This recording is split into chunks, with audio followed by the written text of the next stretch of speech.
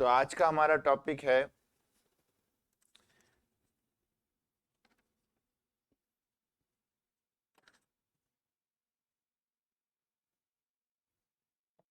How to calculate value of resistance.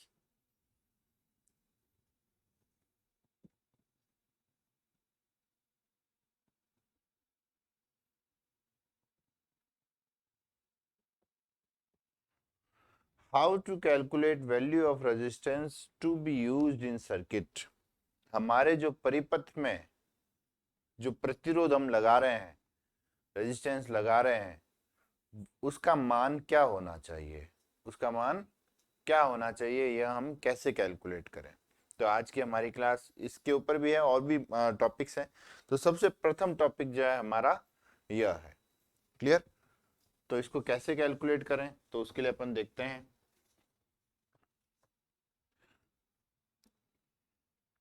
Just for example मैं क्या करता हूं, एक एलईडी लगाता हूं। यह एक एलईडी है।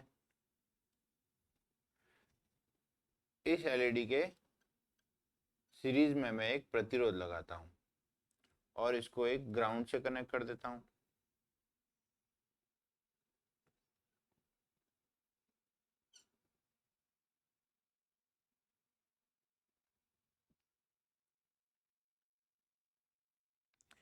जैसे कि अपन अभी कुछ दिनों से प्रैक्टिकल कर ही रहे हैं, तो अगर आपको पता होगा, अगर अपन एलईडी के सीरीज में रेजिस्टेंस लगाते हैं और उसकी वैल्यू 10K रखते हैं तो क्या होगा। तो एलईडी ग्लो होती है क्या? नहीं होती है, एलईडी ग्लो नहीं होती है। तो फिर हम रेजिस्टेंस के मान को कम करके 100 ओम करते हैं। हमने क्या किया है, 100 ओम। तो हमारा एलईडी ग्लो हो गई। तो हम इसके मान को कितना रखें, ये तो ठीक है, चलो हम 100 हिट एंड ट्रायल मेथड से कर रहे हैं। हम इसकी वैल्यू 100 रख रहे हैं, 200 रख रहे हैं, 300। पर एक कौन सी क्रिटिकल वैल्यू पे काम करेगा, हमको इस रेजिस्टेंस की वैल्यू क्या रखनी चाहिए ताकि वार्निंग ना आए। जो टिंकर कैड के अंदर वार्निंग आती है ना, कि आपके जो इतनी करंट ड्रॉ हो रही है, जबकि 20 मिली एम्पेयर ही करंट होनी चाहिए इसके थ्रू, तो वो वार्निंग नहीं आए, तो उसके लिए एक एग्जैक्ट रेजिस्टेंस की वैल्यू कि हम इसको कितनी रखें, तो वो कैसे कैलकुलेट करें। तो जैसा कि आपको इस सर्किट में नजर आ रहा है कि इस सर्किट में बैटरी का प्लस टर्मिनल, बैटरी का प्लस टर्मिनल जो है किससे कनेक्टेड है, किससे कनेक्टेड है, एनोड ऑफ एलईडी के एनोड से। एलईडी के एनोड से प्लस कनेक्टेड है और एलईडी के कैथोड से एक रेजिस्टेंस के थ्रू नेगेटिव कनेक्टेड है। क्लियर? तो जैसा कि एक एलईडी की प्रॉपर्टी होती है, क्या प्रॉपर्टी होती है कि इसके थ्रू जो फ्लो होने वाली करंट है, इसके थ्रू जो फ्लो होने वाली धारा का मान जो है वो अधिकतम 20 मिली एम्पेयर होनी चाहिए। कितनी होनी चाहिए? 20 मिली एम्पेयर। हमने पढ़ा था, जो लास्ट क्लासेस जो हमारी हुई थी उसमें मैंने एलईडी की प्रॉपर्टीज बताई थी। उसमें मैंने बताई थी कि इस एलईडी के थ्रू होने वाली करंट कितनी होनी चाहिए, 20 मिली एम्पेयर होनी चाहिए, उससे ज्यादा नहीं होनी चाहिए। अब जैसे कि आपने टिंकर कैड में काम भी किया है, तो टिंकर कैड में जब 20 मिली एम्पेयर से ज्यादा ज्यादा करंट फ्लो होती है तो वार्निंग शो करता है, और जब उस वार्निंग पे अपन क्लिक करते हैं तो वो कहता है कि your LED is drawing such amount of current, जैसे 46 मिली एम्पेयर। तो इट कैन बर्न और it can harm the long life of LEDs and so. इस प्रकार की कुछ वार्निंग्स दिखाता है। क्या वार्निंग दिखाता है कि आपकी एलईडी जल जाएगी या लंबे समय तक काम नहीं आएगी। तो उसको बचाने के लिए आपको क्या करना है कि इसके थ्रू जो फ्लो होने वाली करंट है उसका मान 20 मिली एम्पेयर से कम रखना है। क्लियर? तो उसके लिए हमने एक सीरीज में प्रतिरोध कनेक्ट कर दिया, ताकि प्रतिरोध लगाए तो प्रतिरोध क्या करता है, धारा के प्रवाह में बाधा उत्पन्न करता है। तो प्रतिरोध लगाते ही धारा का मान कम हो जाएगा। पर अब हमने क्या किया, प्रतिरोध लगा दिया 10K का, तो धारा का मान बहुत ज्यादा कम हो गया, इतना कम हो गया अब ये ग्लो भी नहीं हो रही। क्लियर? तो हमें प्रतिरोध का मान क्या निर्धारित करना है, कितना करना है कि हमारी एलईडी ग्लो भी हो जाए और एफिशिएंटली ग्लो हो, हाई इंटेंसिटी के साथ ग्लो हो। तो कैसे कैलकुलेट करें? तो उसके लिए आपने एक सर्किट थ्योरी सब्जेक्ट पढ़ा होगा, इलेक्ट्रॉनिक्स और इलेक्ट्रिकल के स्टूडेंट्स ने, या नेटवर्क थ्योरी, सर्किट एनालिसिस, इस प्रकार का नाम का, जो 202 कोड है आई थिंक उसका। तो उसमें आपने एक मैश एनालिसिस पढ़ा होगा। उसके अंदर एक रूल होता है Kirchhoff's voltage rule, Kirchhoff KVL जिसको बोलते हैं, किरचॉफ्स वोल्टेज लॉ। जी sir. KVL, Kirchhoff's voltage law, KVL, इसका क्या नाम होता है? Kirchhoff's voltage law. इस लॉ के अकॉर्डिंग जो है हम एक बंद परिपथ के अंदर V और I के बीच में रिलेशन निकालते हैं और उससे जो है V, I और R इन तीनों के बीच में रिलेशन निकालते हैं और इससे जो है हमारी करंट, वोल्टेज या रेजिस्टेंस, तीनों में से अगर दो फैक्टर्स हमको पता हो तो एक की वैल्यू अपन निकाल सकते हैं। तो कैसे करते हैं इसको देखिए। सबसे पहले हम शुरू करते हैं यहां से, प्लस टर्मिनल से, हमेशा बैटरी के प्लस टर्मिनल से शुरू होते हैं। तो यह है 5 वोल्ट, तो इसको लिखते हैं अपन 5 वोल्ट, 5V।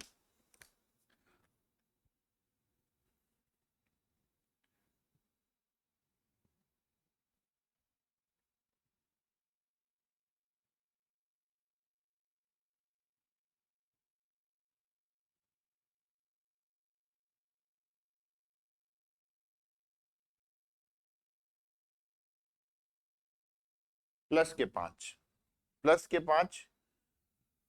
अब ये केवीएल का मैंने डायरेक्शन दिया है, तो इस प्रकार ये बढ़ता है और ये एलईडी में प्रवेश करता है। अब उस दिन हमने चर्चा की थी कि जब भी एलईडी ऑन स्टेट में हो, जब भी एलईडी ऑन हो तो उसके अक्रॉस कुछ वोल्टेज ड्रॉप होता है। उस वोल्टेज ड्रॉप का मान कितना होता है आपको मुझे कोई बताएगा? मुझे, मैंने क्लास में डिस्कस भी किया था। क्या नाम है आपका? वेरी गुड, बहुत अच्छे बेटा। 0.7 से 2 वोल्ट, 2.2, 2.5 वोल्ट तक होता है। तो 0.3 नहीं होता है बेटा, 0.3 नहीं होता है, ठीक है। 0.7 वोल्ट से लगाकर 0.7 वोल्ट से लगाकर 2.5 वोल्ट तक होता है। तो यहां पर हम एग्जाम्पल के रूप में यहां मान के चलते हैं ये 0.7 वोल्टेज ड्रॉप कर रहा है। कितना वोल्टेज ड्रॉप कर रहा है? 0.7। और उसकी पोलरिटी कैसे होगी? एलईडी का एनोड प्लस से कनेक्टेड है तो यहाँ पे प्लस 0.7 और ये नेगेटिव से कनेक्टेड है तो यहाँ नेगेटिव का 0.7, मतलब वोल्टेज, ये now it will act as a voltage source. 0.7 इधर प्लस और इधर माइनस। अब केवीएल का नियम क्या कहता है? केवीएल का नियम कहता है अगर आप किसी बैटरी के टर्मिनल के प्लस से प्रवेश कर रहे हैं, प्लस से प्रवेश कर रहे हैं, तो उसको यहां पे लिखना है -0.7। देखो हमने यहां से तो शुरुआत की थी, इसलिए को प्लस, हमें कहीं से तो शुरुआत करनी पड़ेगी, चाहे भले आप इस पॉइंट से शुरुआत करो। अगर अपन केवल इस पॉइंट ए से शुरुआत करते हैं, ठीक है, ताकि आपको कंफ्यूजन है, ये है हमारा स्टार्टिंग पॉइंट, पॉइंट ए, हम इससे शुरू करते हैं। अगर इससे शुरू करोगे तो सबसे पहले क्या आएगा? ये, तो ये प्लस से एंटर कर रहे हैं अपन, तो ये होगा माइनस का 0.7। उसके बाद आगे बढ़े, आगे बढ़े तो यहाँ पे करंट कितनी फ्लो हो रही है? 20 मिली एम्पियर। जैसा कि हमको बताया कि भाई एलईडी को प्रॉपरली वर्क करने के लिए कितनी करंट चाहिए? 20 मिली एम्पियर अधिकतम। तो यहाँ पे करंट फ्लो हो रही है 20 मिली एम्पियर, तो इसके अक्रॉस वोल्टेज क्या हो गया? कोई बताएगा मुझे? कि एक प्रतिरोध है, मैं इधर बताता हूं, एक प्रतिरोध है जिसका मान है R, एक प्रतिरोध है जिसका मान क्या है? एक प्रतिरोध है जिसका मान है R और उसके थ्रू फ्लो होने वाली करंट की वैल्यू है I। एक प्रतिरोध है जिसका मान है R, उसके थ्रू प्रवाहित होने वाली, इसके द्वारा प्रवाहित होने वाली धारा का मान है I। तो वोल्टेज कितना होगा?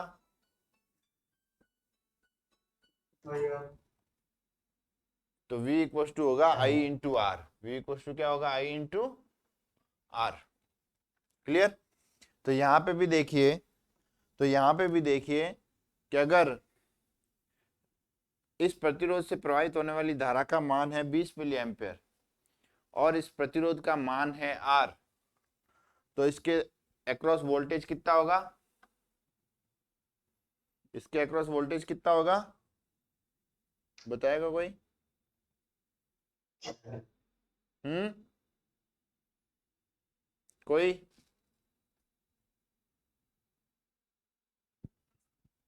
R इंटू आई या I इंटू आर? आई की वैल्यू 20 मिली एम्पियर, आई कितना है? 0.25। आर का मान पता है क्या आपको? What is the value of R? क्या आपको आर का मान पता है? यहां पे मैंने हम्म, 4.3 होगा। नहीं, आर की वैल्यू मैंने कहा दे रखी?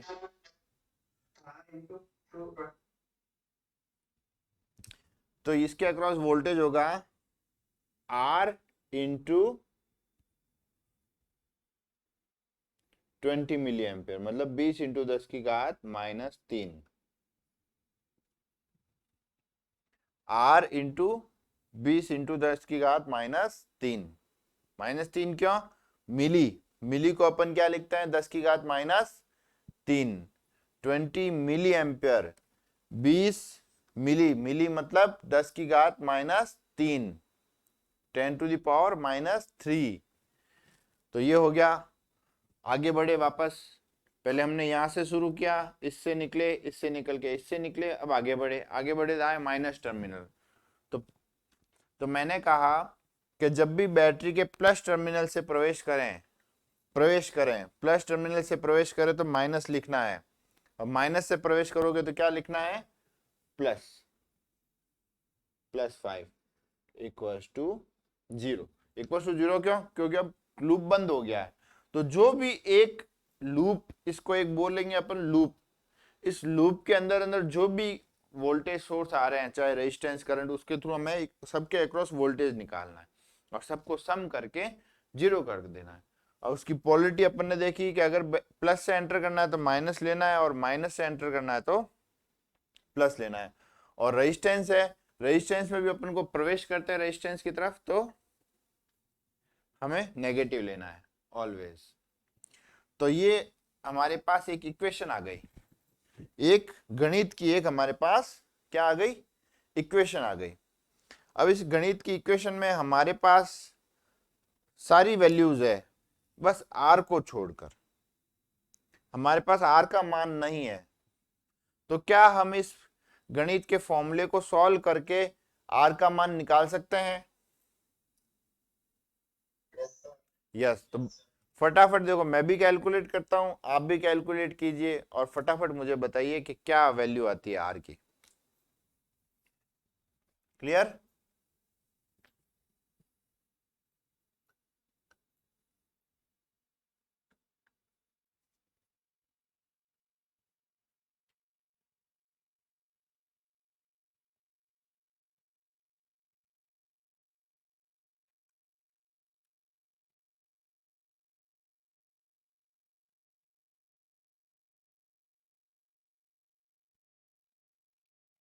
ये लिख दो यहाँ पे, ये आगे।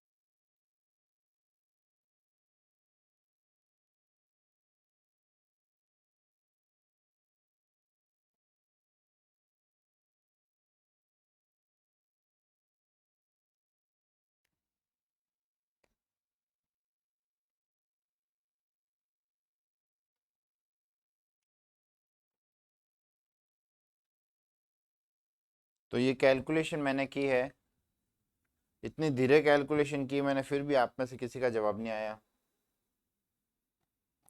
तो देखिए हमने क्या किया, सबसे पहले ये नेगेटिव का है तो इसको इक्वल्स टू के उधर ले गए।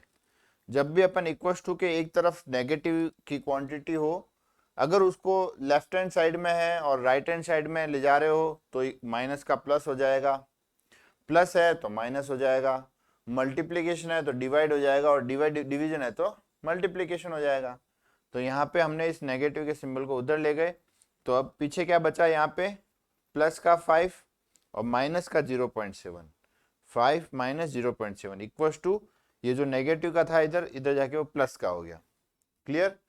अब इसको सॉल्व किया, 5 माइनस 0.7 तो क्या आया 4.3 equals to R into this, R into 20 into 10 की घात -3, तो आर इक्वल्स टू क्या हो जाएगा 4.3। अब ये मल्टीप्लीकेशन में है, इक्वल्स टू के राइट हैंड साइड में है और मल्टीप्लीकेशन में है। अगर इसको लेफ्ट हैंड साइड में लाओगे तो किस में आ जाएगा, ये डिवीजन में, है ना। इधर गुणा में है तो इधर लेफ्ट में लाओगे तो भाग में जाएगा, इधर भाग में है तो इधर जाओगे तो गुणे में हो जाएगा, इधर गुणे में तो भाग में हो जाएगा। मतलब सिंपल सा रूल है, कोई भी किधर भी साइड हो, प्लस है दूसरी साइड ले जाओगे तो माइनस हो जाएगा, माइनस है दूसरी साइड ले जाओगे तो प्लस हो जाएगा, मल्टीप्लीकेशन में है दूसरी साइड ले जाओगे तो डिवीजन में हो जाएगा, और डिवीजन में है तो दूसरी साइड ले जाओगे तो मल्टीप्लीकेशन हो जाएगा।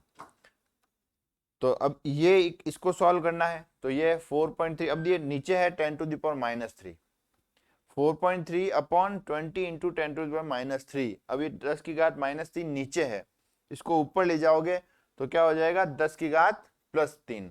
क्लियर। जैसा कि अपन यहां पर देखते हैं अब कि 4.3 जो है 4.3 इंटू 10 की घात +3, और नीचे रह गया 20, +3 मतलब 10 की घात 3 मतलब क्या होता है 1000, और नीचे 20 था। अब ये 4.3 है, इस पॉइंट हटेगा तो डेसिमल हटेगा तो नीचे आ जाएगा 0 एक एक्स्ट्रा। तो यहाँ 200 के 2 जीरो से 1000 के 2 जीरो कैंसिल, ऊपर बचा, ऊपर क्या बचा, अब अगर अपन देखें अच्छे से, ऊपर बचा 430 डिवाइड बाय 2, आर क्या बचा 430 डिवाइड बाय 2, तो इसकी वैल्यू क्या आ जाएगी 430 में 2 का भाग देते हैं तो क्या आ जाएगा 215 ओम। आर की वैल्यू क्या आ गई 215 ओम। क्लियर। अब ये वही मान है जो क्रिटिकल वैल्यू है रेजिस्टेंस की। तब आर की वैल्यू को अगर आप 215 से 220 करोगे तो वार्निंग आएगी, और 215 से कम करोगे तो कोई दिक्कत नहीं।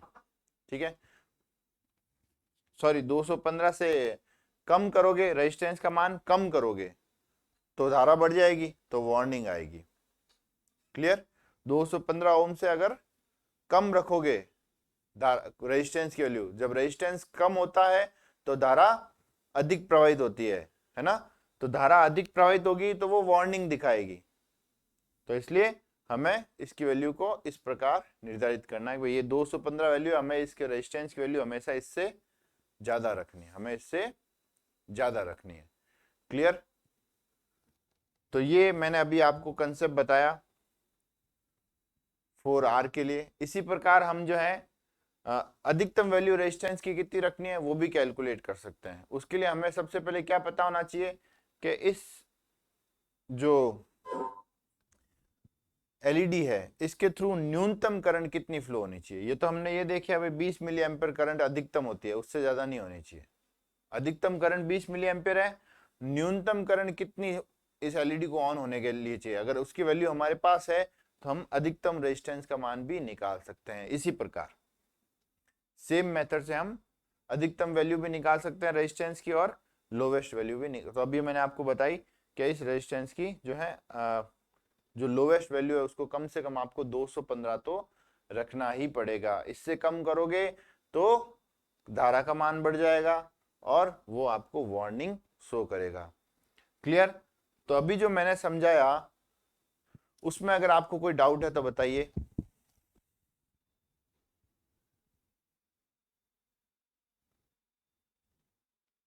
सर ये आर की वैल्यू मिनिमम लाए, यस, आर की वैल्यू मिनिमम फाइंड करें।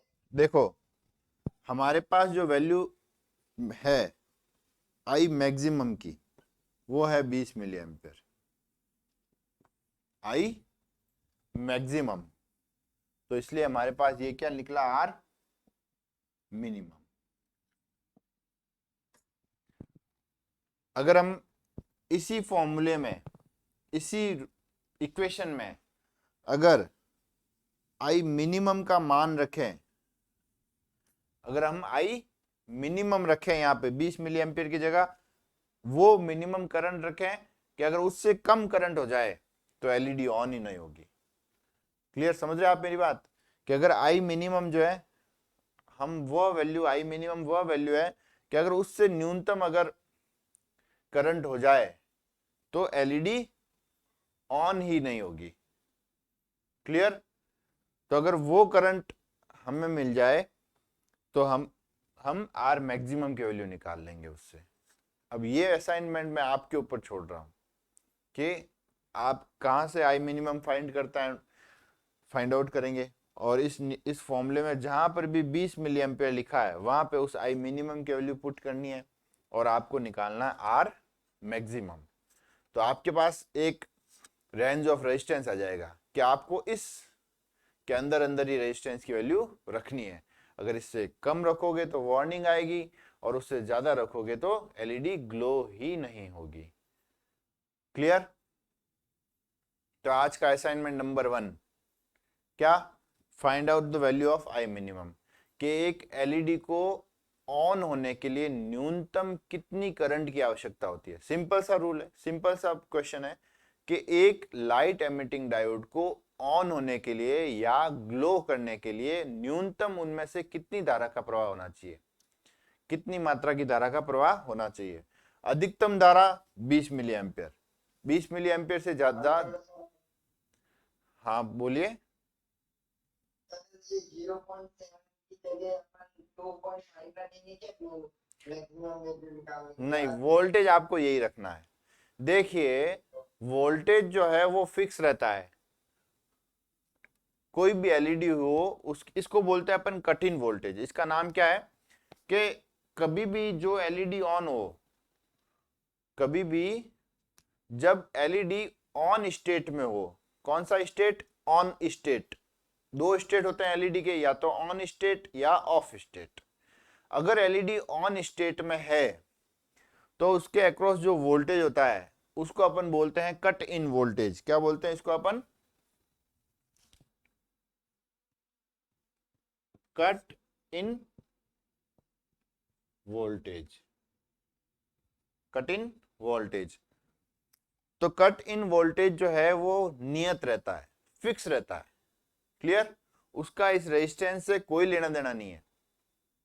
अगर एलईडी ऑन है, उसके अक्रॉस 0.7 वोल्टेज है, तो वो हमेशा 0.7 ही रहेगा जब तक एलईडी ऑन रहेगी।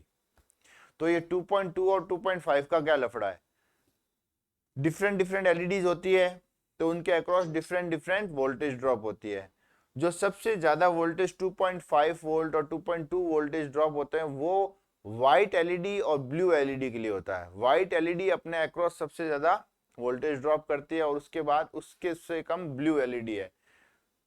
इसलिए हम ब्लू एलईडीज और व्हाइट एलईडीज को सबसे कम उपयोग में करते हैं, क्योंकि ये बहुत ज्यादा एनर्जी कंज्यूम करती है ना, बहुत ज्यादा वोल्टेज कंज्यूम करती है। इसलिए तो इसलिए 0.7 वोल्टेज में एग्जांपल दे रहा हूं आपको रेड एलईडी के लिए।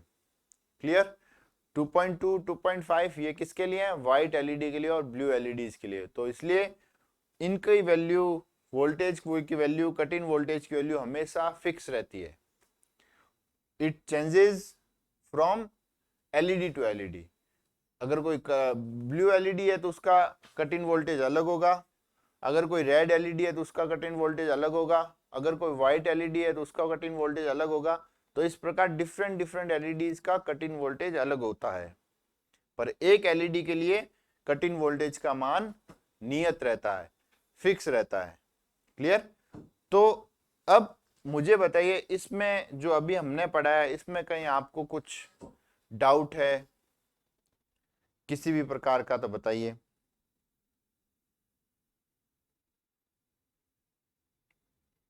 आप शांत है इसका मतलब आपको किसी भी प्रकार का कोई डाउट नहीं है?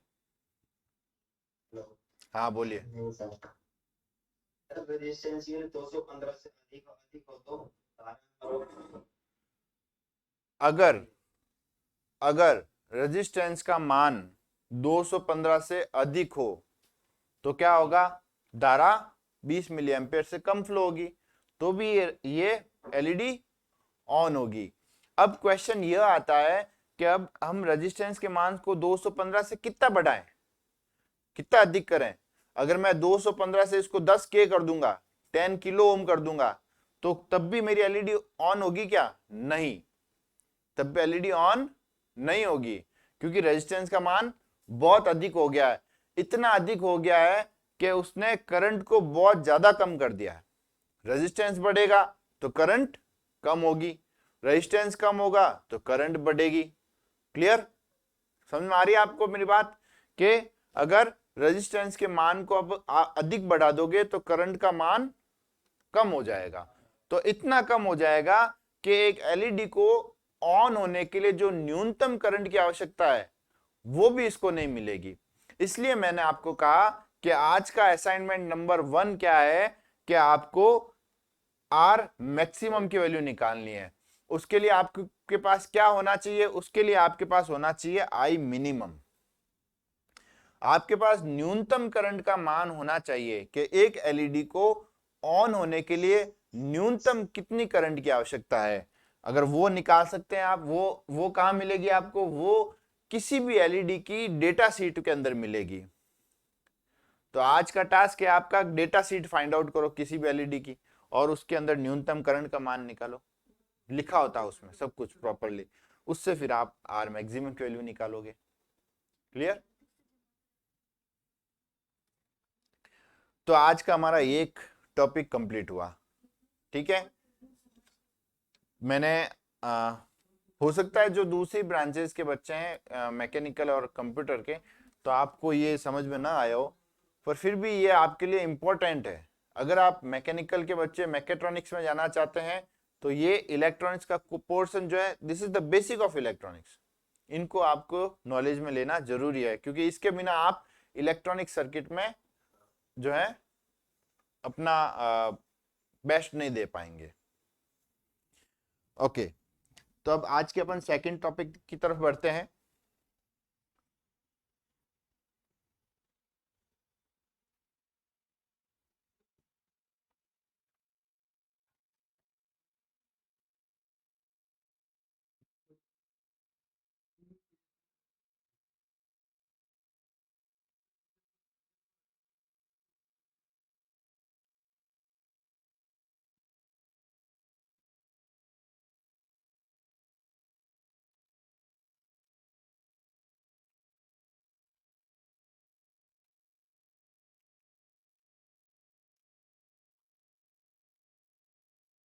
अब जैसे कि हमने रजिस्टर पढ़ा, तो आज एक और नया टॉपिक पढ़ते हैं,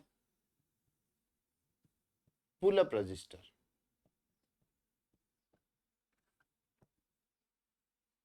क्या टॉपिक है आज का?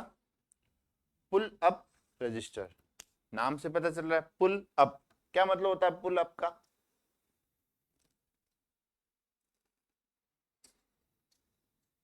पुल का मतलब क्या होता है? PULL, पुल। आवाज आ रही है ना मेरी आपके पास? धक्का देना। Very good.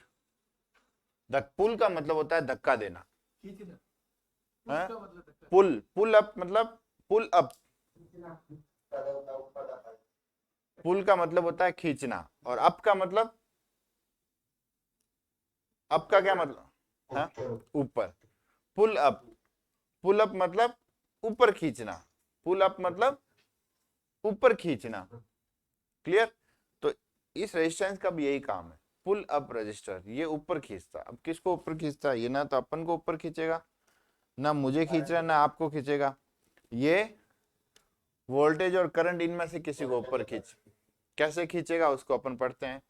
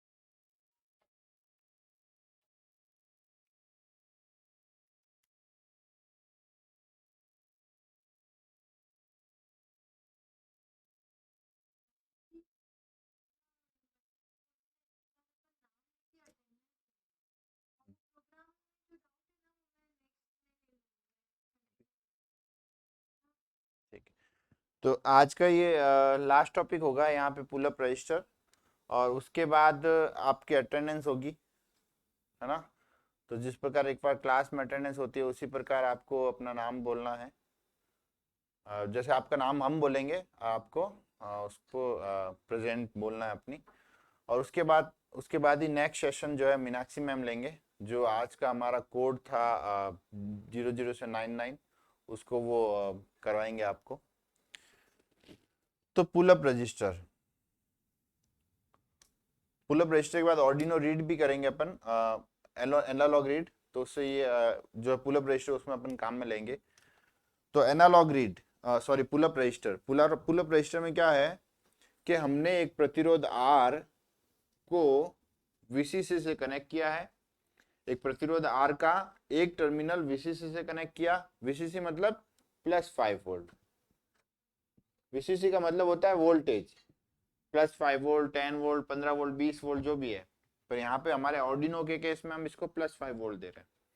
तो एक रेजिस्टेंस R को हमने +5 वोल्ट से कनेक्ट किया, और रेजिस्टेंस R का दूसरा टर्मिनल हमने ऑर्डिनो की किसी पिन, मान लीजिए पिन नंबर कोई भी पिन पे दिया, डिजिटल पिन, एनालॉग पिन, जो भी है पिन नंबर, जो भी 0 से 13 या A0, A1, A2, A3, A4 और A5।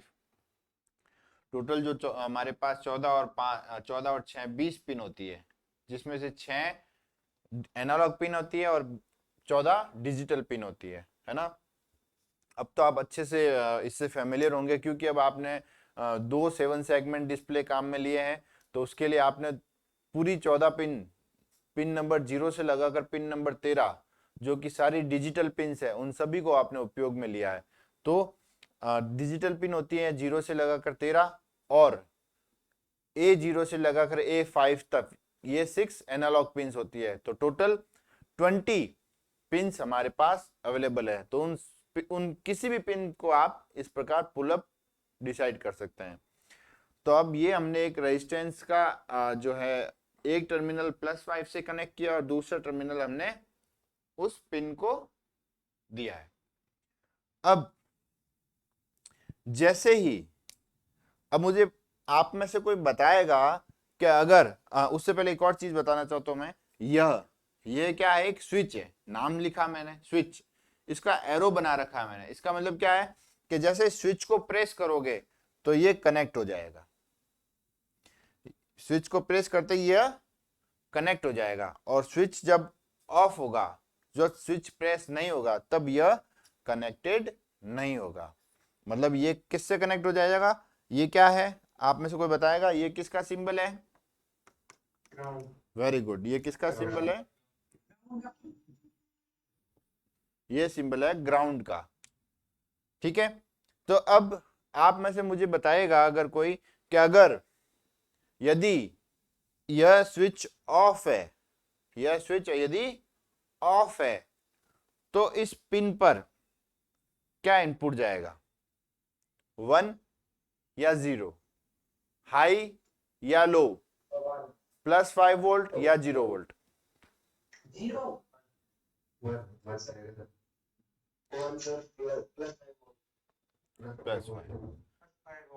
+5 वोल्ट। तो देखिए, वेरी गुड, जिन्होंने भी आप में से +5 वोल्ट कहा है, +5 वोल्ट, तो उनको अगर बताएं अपन कि यहां पर जब यह स्विच कनेक्टेड नहीं है, जब यह स्विच कनेक्टेड नहीं है, तब ये VCC जो है डायरेक्टली रेजिस्टेंस के थ्रू यहां पे जुड़ेगा, मतलब +5 वोल्ट सीधा यहां पर जाएगा।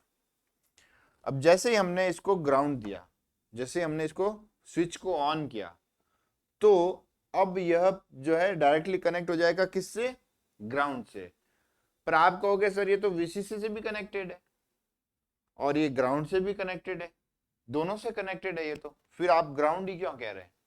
बिकॉज,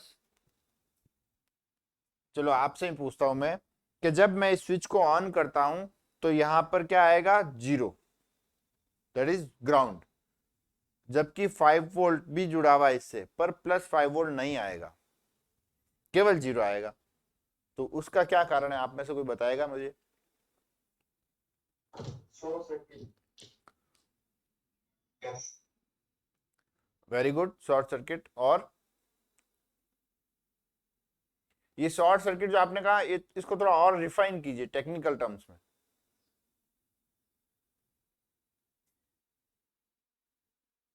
चलो मैं बताता हूं कि इस पिन को सबसे कम रेजिस्टेंस किधर मिलेगा, इस तरफ, इसलिए वो इधर आएगा।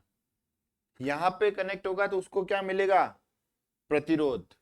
जब धारा प्रवाहित होगी, धारा यहां से निकलेगी, तो जब उसको प्रतिरोध दिखेगा एक रास्ते में, तो वो कौन सा रास्ता चूज करेगी, जिसमें प्रतिरोध नहीं हो। तो इस रास्ते में प्रतिरोध नहीं है, तो इसलिए यह जीरो से कनेक्टेड है। क्लियर।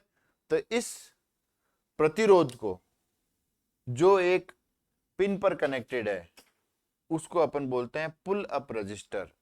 इसका क्या काम है, इसका काम है इस पिन को ऊपर खींचना, ऊपर खींच के कहां ले जाना, +5 वोल्ट की तरफ। इसलिए इसको बोलते हैं पुल अप रजिस्टर। ये इस पिन को +5 वोल्ट से कनेक्ट करता है, मतलब जब स्विच ऑन नहीं हो। स्विच ऑन होगा तो यहां पे जीरो आएगा। अब आप कहोगे सर ये आपने इतनी करी क्यों इसको, आप तो सीधे इस रेजिस्टेंस को हटा देते, आप तो सीधा इस रेजिस्टेंस को हटा देते, और जैसे ही आपको इस पिन को जीरो देना होता, आप इस स्विच को ऑन करते, जीरो चला जाता। जब स्विच ऑफ होता तो कुछ भी कनेक्ट नहीं होता, तो भी ये काम करता। मैं कहूंगा तब ये काम नहीं करता कुछ भी। मतलब जब स्विच ऑन नहीं है तो यहां पे क्या आता, कुछ भी नहीं। कुछ भी नहीं का मतलब क्या, गार्बेज। गार्बेज मतलब कचरा। कचरा मतलब जो हमारे काम का नहीं है। यहां पे फिर कुछ भी वैल्यू आ जाती। कुछ भी का मतलब जगह पर आप अगर हाथ से उसको पिन को कनेक्ट करते तो भी वो कुछ वोल्टेज फ्लक्चुएट करता। क्लियर। तो इसलिए हमें पुल अप करना जरूरी है, ताकि उस पे गार्बेज वैल्यू नहीं जाए, उस पे कचरा वैल्यू नहीं जाए, वो अपने मन से वैल्यू नहीं ले। हमने उसको डिफाइन कर दिया कि अगर आपको स्विच ऑन है तो जीरो लो सीधा, स्विच ऑन नहीं है तो डायरेक्टली +5 वोल्ट से कनेक्ट करो। क्लियर। तो हमने दो ही ऑप्शन दिए इस पिन को, या तो +5 या जीरो, नो गार्बेज, बीच का कोई स्टेट नहीं। इसका काम करता है यह पुल अप रजिस्टर। तो मैं उम्मीद करता हूं आपको ये बहुत अच्छे से समझ में आया होगा पुल अप रजिस्टर। अगर किसी को कोई भी डाउट है, जरा सा भी डाउट, तो निसंकोच आप पूछिए। अगर आपके मन में डाउट है और उस डाउट के साथ ही आप बैठे हो, तो आपका डाउट सॉल्व जब तक नहीं होगा तब तक कोई काम का नहीं। क्लास में प्रश्न पूछने में आपको संकोच होता है तो यह आपका नुकसान है ना। नुकसान। आप क्यों संकोच करते हो। हाँ पूछिए। पूरा एक बार दोबारा समझाना, आवाज कट रही थी नेटवर्क इशू की वजह से। क्या मेरी आवाज नेट पे कट रही थी क्या। उनको नहीं कट रही, मुझे कट रही है। नहीं सर, हमारे पास नो सर। चलो चलो चलो, कोई बात नहीं, कोई बात। जिनकी भी आवाज कट रही थी मैं उनके लिए वापस एक बार दोहरा देता हूं। अगर फिर भी आपकी आवाज, मेरी आवाज कटते हुए आपको नजर आए, तो मैं आप ये वीडियो वापस यूट्यूब पे अपलोड भी करूंगा, तो उसमें आप वापस अच्छे से देख लें, क्योंकि मैंने इसको बहुत अच्छे से डिटेल में समझाया है ना। तो पुल अप रेजिस्टेंस का क्या काम है, जब भी स्विच ऑन होगा, जब भी स्विच ऑन होगा तो यह पिन जो है डायरेक्टली ग्राउंड से कनेक्ट हो जाएगी और इस पिन को मिलेगा zero.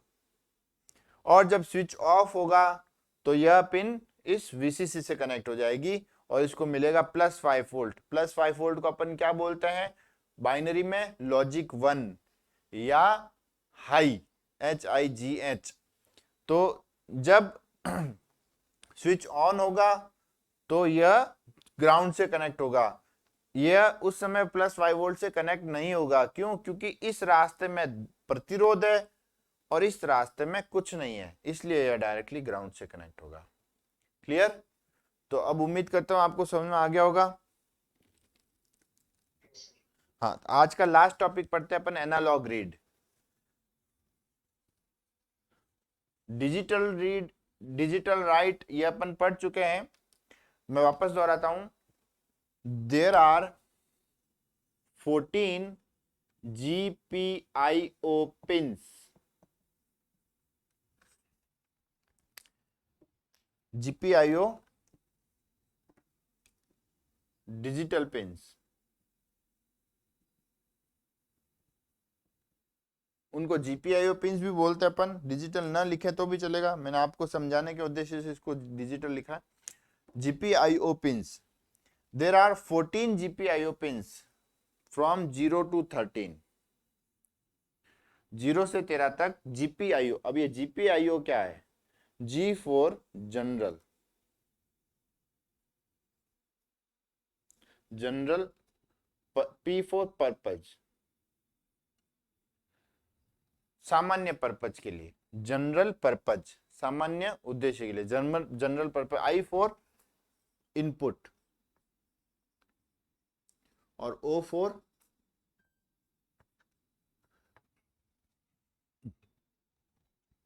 General purpose input output, GPIO, general purpose input output pin, GPIO। Clear? तो ये पिन कितनी होती है? 14 पिन होती है, पिन नंबर 0 से लगाकर पिन नंबर 13 तक। क्लियर? आप सभी इससे अच्छी तरह वाकिफ है, इनका उपयोग करते हुए आपने अभी 2/7 सेगमेंट डिस्प्ले की वर्किंग की है। ओके, तो इसके अलावा हमारे पास 6 एनालॉग पिन भी होती है, इनके अलावा हमारे पास 6 एनालॉग पिन भी होती है।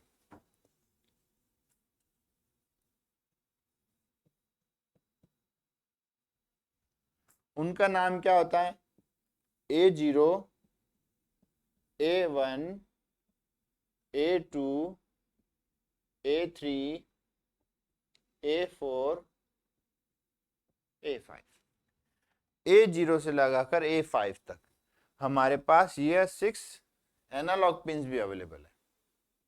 क्लियर? तो जो एनालॉग पिंस, इसका नाम ही एनालॉग है। डिजिटल का मतलब होता है 0 और 1, दो स्टेट थी उसमें, या तो लो होगा या हाई होगा, जबकि एनालॉग पिंस में वेरिएबल्स होते हैं, बहुत मल्टीपल वैल्यूज होती है। तो इसके बारे में अपन पढ़ते हैं एनालॉग पिन के बारे में। तो जैसे कि हमने कहा एनालॉग पिन 6 होती है, A0 से A5। तो यह जो है, इसमें जो भी सिग्नल आप देंगे यह उस जो है उसको 10 बिट में बांट देता है। मतलब इसका रेजोल्यूशन कितना है? 2 to the power 10 -1, 0 से लगाकर 2 की घात 10 -1, मतलब 0 से लगाकर 1023। इसके अंदर कितनी वैल्यूज हो सकती है? 0 से लगाकर 1023 तक डिफरेंट वैल्यूज को ये एक्सेप्ट करेगा, इतनी सारी वैल्यूज को। जबकि डिजिटल पिन में या तो लो या हाई, दो ही चीज होती है, या लो या हाई, या तो +5 वोल्ट या 0 वोल्ट। क्लियर? जबकि एनालॉग पिंस में इतनी सारी वैल्यूज ये ले सकता है। और 1 सेकेंड में ये जो है 50,000 के पास वैल्यूज ले सकता है। 1 सेकेंड में इतनी वैल्यूज को रीड कर सकता है, एनालॉग रीड कर सकता है। तो मेन उद्देश्य मेरा क्या है बताने का, कि ये कितनी रेंज तक वैल्यूज को ले सकता है? 0 से लगाकर 1023, 0 से लगाकर 1023। अपन इसका प्रैक्टिकल भी करेंगे और बाकायदा देखेंगे कि ये कैसे इतनी सारी वैल्यूज ले रहा है ना। आपको एक बड़ा आंकड़ा लग रहा होगा, सर ये इतनी सारी वैल्यूज को कैसे इनपुट में ले रहा है, एनालॉग पिन से अपन इतनी सारी वैल्यूज को कैसे पढ़ रहे हैं। क्लियर?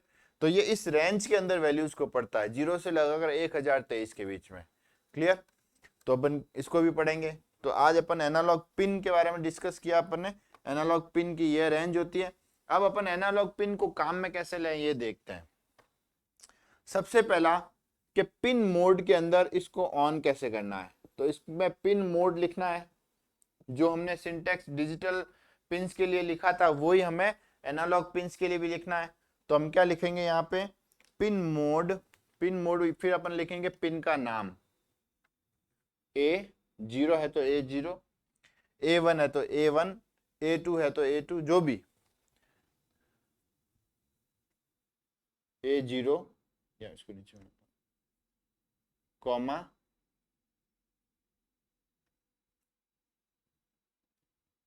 आउटपुट।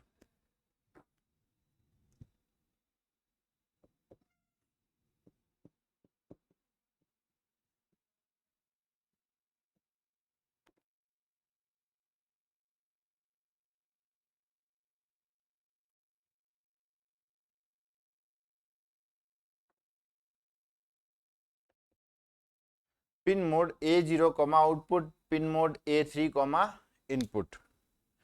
तो इसी प्रकार जिस प्रकार हमने डिजिटल पिंस को इनपुट और आउटपुट असाइन किया था, उसी प्रकार हम एनालॉग पिंस को भी इनपुट और आउटपुट असाइन कर सकते हैं। क्लियर? A0 और A3 आउटपुट और इनपुट। तो ये तो हो गया इसको कैसे, how to assign these as input और आउटपुट। क्लियर? अब अगर हमें किसी पिन पे डेटा भेजना है तो हम लिखते थे डिजिटल राइट। डिजिटल पिंस के लिए हम क्या लिखते थे? Digital right. हमको डेटा लेना होता तो हम लिखते डिजिटल रीड। पढ़ा है ना आपने लास्ट क्लासेस में, हमने जो एग्जांपल किए थे, डिजिटल रीड और डिजिटल राइट। Very good. तो अब एनालॉग के लिए क्या होगा? Very good, analog write. Analog write और एनालॉग रीड।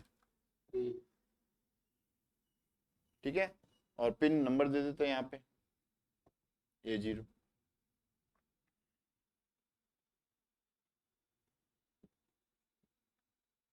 और एनालॉग राइट है तो राइट दे देते हैं, और यहाँ कॉमा लगाकर यहाँ पे हम वैल्यू असाइन कर देते हैं। वहां पे हम क्या देते थे? हाई या लो।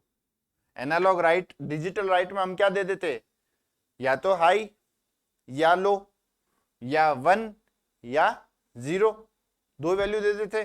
पर एनालॉग राइट के केस में अपन यहाँ पर अलग अलग वैल्यूज दे सकते हैं। तो वो वैल्यूज कैसे देंगे, जब प्रैक्टिकल करेंगे तो अपन देखेंगे। एक और लास्ट चीज, आज के सेशन की लास्ट चीज मैं बताना चाहूंगा कि हमने जो अभी असाइन किया था, जो हमने पिन मोड हमने लिखा था, इसमें A0, तो इसको अपन इनपुट असाइन कर सकते हैं, हम इसको आउटपुट असाइन कर सकते हैं, और हम इसको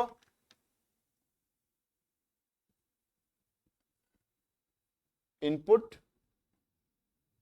पुलअप ये भी असाइन कर सकते हैं। पुलअप इनपुट, अभी अपन ने बात की थी ना पुलअप रजिस्टर्स की, तो इस प्रकार हम किसी पिन को पुलअप भी कर सकते हैं।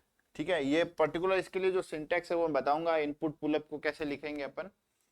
तो पुलअप का क्या काम है? पुलअप का ये काम है कि जब आप जो एनालॉग पिन से हमारी, जो मान लीजिए ये A0 पिन है, इसी प्रकार ये A1 पिन है, इसी प्रकार ये मान लीजिए A5 पिन। क्लियर? अब यहाँ पे हमें क्या कनेक्ट करना है? एक स्विच कनेक्ट करना है, और उसको हमें स्विच को ग्राउंड देना है। क्लियर? तो हम इसको इस प्रकार कनेक्ट तो कर देते हैं ग्राउंड से, और एक स्विच लगा देते हैं। पर जैसे कि मैंने कहा कि जब स्विच ऑफ होगा